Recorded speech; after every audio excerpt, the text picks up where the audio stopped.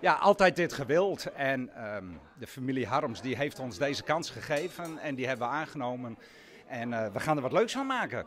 Modezaak Harms in Dokkum gaat na 116 jaar uit de familie. Wim Harms liet het ondernemerschap achter hem en zocht uit naar de tijd die het voor hem leidt. We gaan wel eens een keer naar Amerika, want daar woont mijn zoon natuurlijk met de familie. En mijn kleinzoon is hier ook en kleindochter is er nu geboren een half jaar geleden. Dus, Daar zult u nu wat meer tijd voor hebben ook. Ja, daar hebben we iets meer tijd voor, ja. En de spanning is wat weg. Ik bedoel, zij redden ermee. Hè?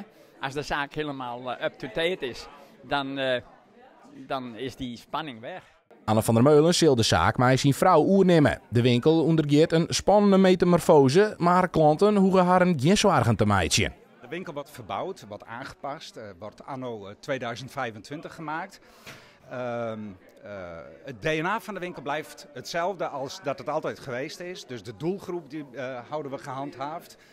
En verder is het straks een winkel die in deze tijd hoort. De klanten begrepen het besluit van de familie Harms en binnen positief over de wij die de modewinkel inslaan zal. Dat lijkt me heel leuk. Ja, ik bedoel dat meneer Harms, ja, dat hij er een keer mee stapt is logisch. Maar het lijkt het mij heel leuk om weer straks weer te komen in het najaar, dat ze verbouwd hebben. Anne en zijn vrouw zullen op 1 maart 2024 de winkel weer openen. Ja, ik kan het wachten in maart dat mij om zo snel mogelijk komen. Er komt veel op ons af, er moet veel geregeld worden.